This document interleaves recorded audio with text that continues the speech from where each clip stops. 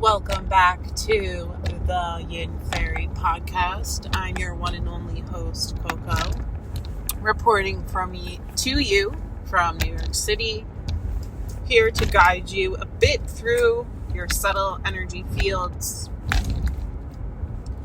I really want to take time and not rush through these centers, to invite you to take time to not rush through healing these centers and perhaps work in the same order as they're numbered. So first, maybe working with the root chakra. But I'm going to backtrack and get a little personal for one moment and tell you about the energy field that drew me to this entire practice in the very, very beginning. I'm going to be 32 years old in March. And when I was about 21, I'd say, I got into the throat chakra. This led me to being into different gemstones, crystals, and eventually yoga. But I must say, throat chakra healing seems to be sometimes the root of it all. This is really an exciting sharing because the sharing is the work. A great way to start is really, maybe this is cringe advice, but talking to yourself, then talking to someone you're really close with, sharing your story, getting your elevator pitch of your story down. Getting used to maybe talking about something that's difficult with someone close every time you do it. Sometimes it gets easier every time.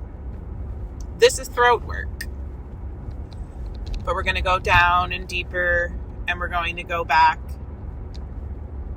And before we hit the throat, we're going to go back to the center of the chest.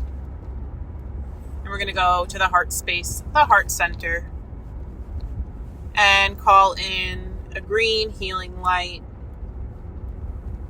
Green is a beautiful representation of nature.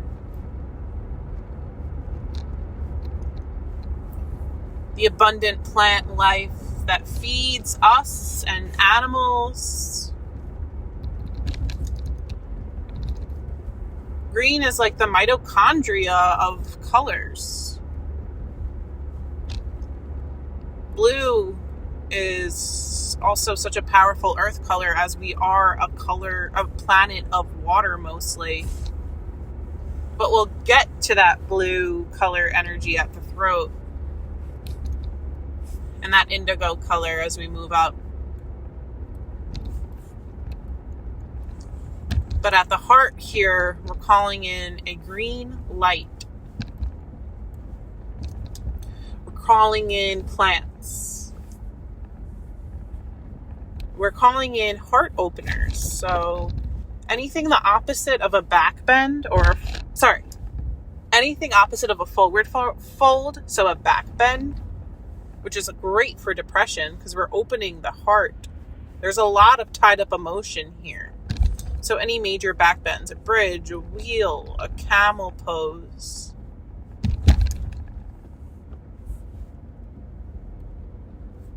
Letting the head drop back heavy and the heart open. The chest open. Breathing from the lower belly. But having that breath fill the entire chest cavity and feeling your heart pumping and pulsating with each breath as it expands to the lower belly and the belly button glides to the spine. It's like I want to move through these channels delicately and not rush the process, not rush my speech, not rush the learning that's unfolding here. Because these are vast, ancient wisdoms. And you are listening to me in some virtual space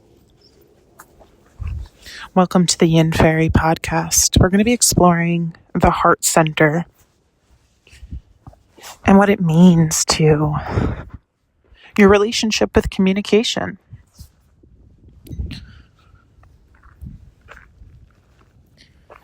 Noticing that the heart center is at the center of the chest, in beautiful alignment with the center of the throat. Noticing the pathway. Noticing the bridge as a heart space as the bridge between the earthbound energy centers and the higher ones. So, as a child, due to social conditioning as a creative spirit, I found myself locked in rigid shyness by the time I reached early adulthood. I really quickly saw the constraints of this way of being, but at the same time, it was really hard to free my physical body from the manifestations of it. I would blush out of control, even when it didn't fit the situation. I would feel like I was on stage and I was getting the answers wrong, just way too commonly. Even dating felt like a nightmare because I felt like I was in interview mode and in my head all of the time while chasing also unrealistic expectations in emotionally unavailable partners by choice, subconsciously. Super lured by beauty rather than alignment. But I was looking for validation outside of myself. Connection to my lineage and my ancestors is the mission of a lot of my healing work. It's personal.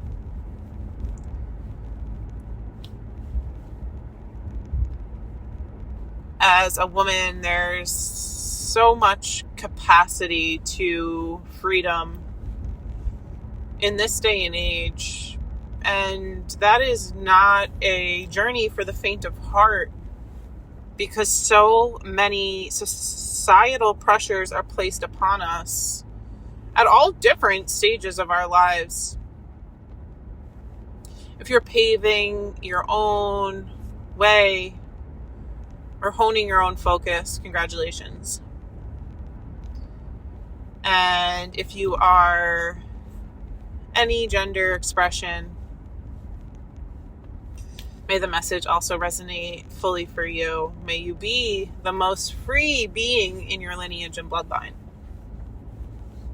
Speaking from personal experience and always really accessing the root of the female embodiment and kind of thinking that so much of my shyness may not have even been my own energy and my own schooling experience or anything like that. Maybe that's the stories of my ancestors at my root, and I chose to unlock my potential to now where I have open communication from my heart. The work started at the throat center, but then it really, really nourished at the heart. When I worked with herbs for years, it was always trying to find heart openers, yohimbe, cacao, passion flower. I was drawn to yogic postures that were heart openers. Always loving back bends. Early on in my yogic journey, when I worked at a boutique tea shop in Manhattan, I remember I would do back bends so often in the supply room and stuff, and I was just really almost obsessed with it in that way, where I was doing it at work like a sneaky little habit. I think I was just healing deep deep-rooted depression in my heart space, and I was finally having access to healing sacral energies and healing deep self-forgiveness wounds, and using heart-opening yoga poses as a quick toolbox. But I just can't recommend them enough. You could start anywhere, even if it's just letting your head drop back, fall back, neck circles, and then really relaxing into letting your head drop back, fall back, be heavy, and looking into different heart-opening postures, herbs, foods, ideas. I mean, this is such a hard journey to work with. Forgiveness, resentment. I mean, so much of our journey is suffering in our own minds, and so much of the suffering in our own minds is about our resentment in our relationships, how we felt betrayed, how we felt like we were wronged. These really harness obsessive thought patterns. And these obsessive thought patterns can be looped and stagnant and presenting in the sacral region. And they can affect our connection to joy at our solar plexus. And they can totally numb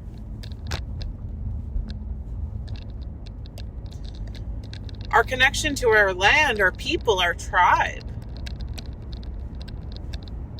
When we're uprooted from our tribe, our people, our land, the land, whatever that means to you,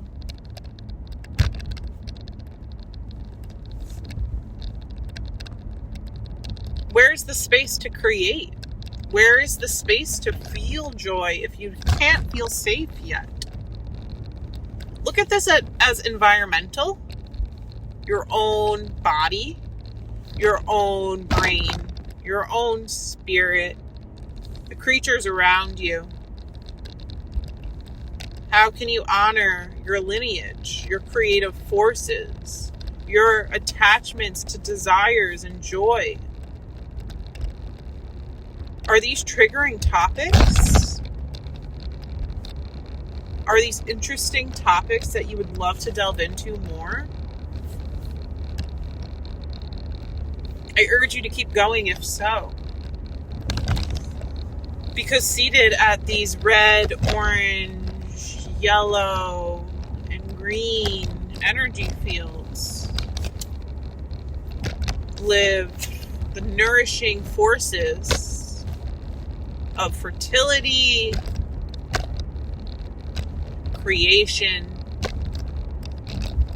stability,